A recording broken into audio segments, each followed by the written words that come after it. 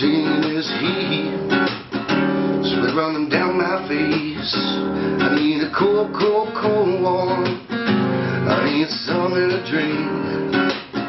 If there's one thing on my mind, it's a bottle full of chill from my cool, cool, cool, cool homebrew beer.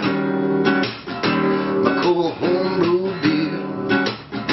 If there's one thing on my mind, it's a bottle full of chill from my cool homebrew beer.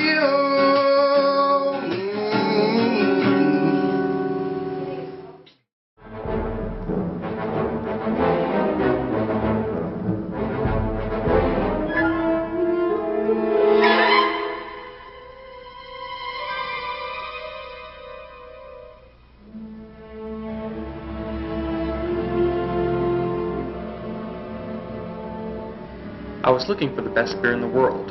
Little did I know what it would take to find it.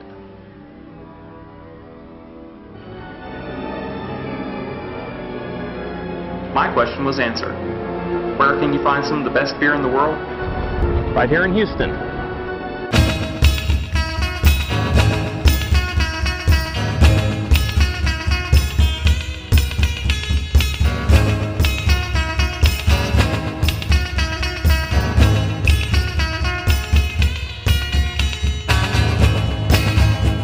In the mid-19th century, there was a heavy German immigration into Texas.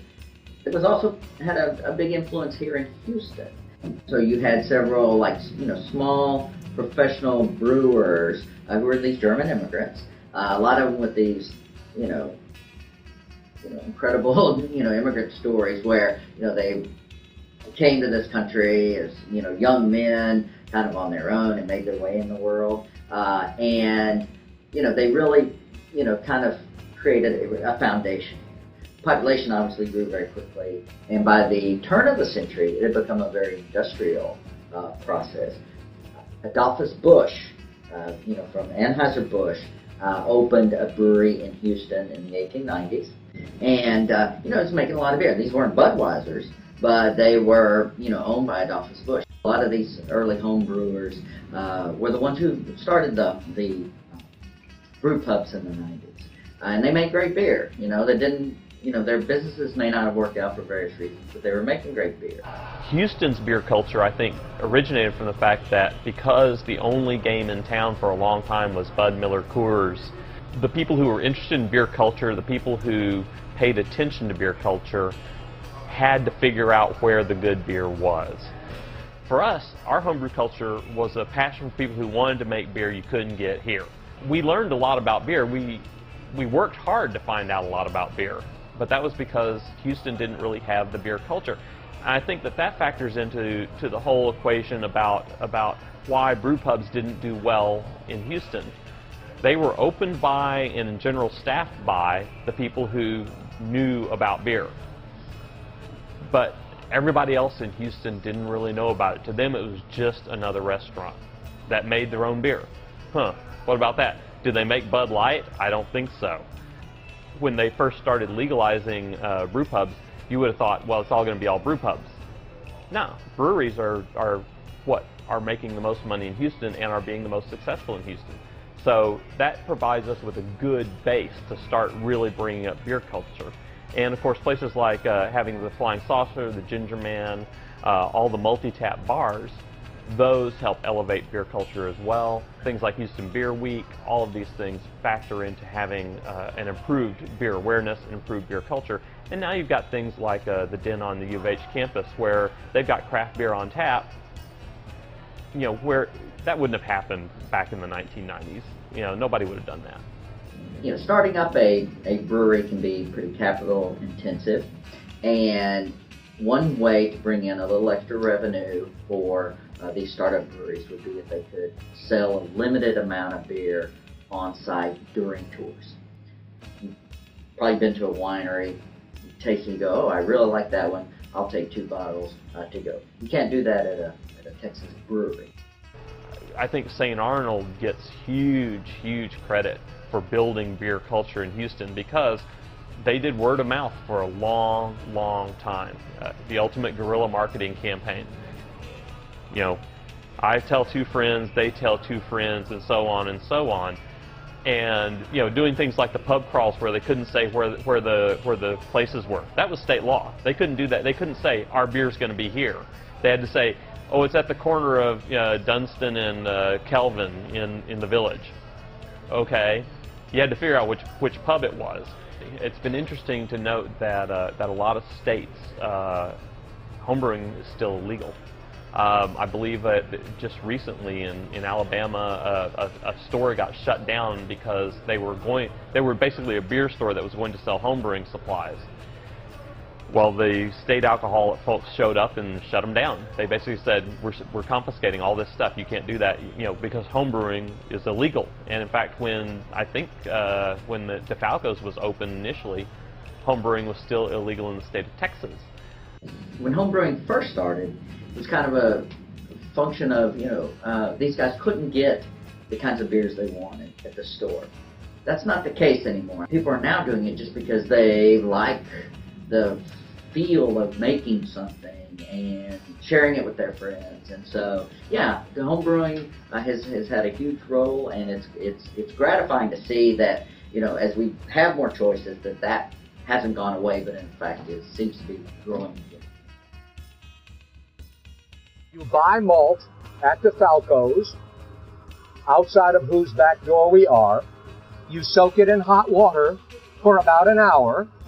You filter out what is now sugar water. You boil it with some hops, which you buy from DeFalco's. Then you cool it down, and add yeast. Then you put it in a bottle. You let it sit for a week. Then you put it in smaller bottles, which you let sit around for another week. Then you put it a week in the fridge and you drink it. That's the way you make beer. Homebrewing has become more technologically sophisticated. Used to be that everybody did it the same way. It does take some skill. It takes some learning. You have to kind of understand limitations of some biology and some chemistry. You don't have to be a genius at it, but it does take a little skill to do it. So it's not something, when you see on Learning Channel or something like that, the shows about the moonshiners, that sort of stuff, they're toting their plastic jugs back into the woods and dumping it. We are not that. We don't do that. In fact, moonshining is illegal. Homebrewing is legal. You can do that. Brewing is a blend of art and science, which allows the homebrewer the latitude to simply make beer or to aim higher, to compete. Well, the Dixie Cup started as the all-Houston homebrew competition, I believe. Well, if you go to Dixie Cup and if you watch what's going on, it's really boring. You stand around and you watch all these people who are drinking beer at the tables and writing stuff down on score sheets. So they're doing all that and you're standing around going like, I don't get it. What's the point? Well, when you sit down at the table and you start drinking the beers and judging the beers and evaluating the beers, not only do you learn from the variety of flaws, variety of issues, and just the simple variety of mischaracterizations people make about their beer, you start learning from that. It teaches you things about your own brewing, but it also kind of opens your eyes as to what can go wrong, how it can go wrong, recipe formulation, all of those things. Home Rangers are, kind of the granddaddy of, the homebrew clubs here. They have a lot of great homebrewers. They've got, some of the top, rated judges in the state and in the country who are part of their team. Their members have made beers that have been commercially brewed. They were, they were early, they were active, and they still are. Home brew, the Foam Rangers. Club with the most points, with 57 points this year, was the Foam Rangers.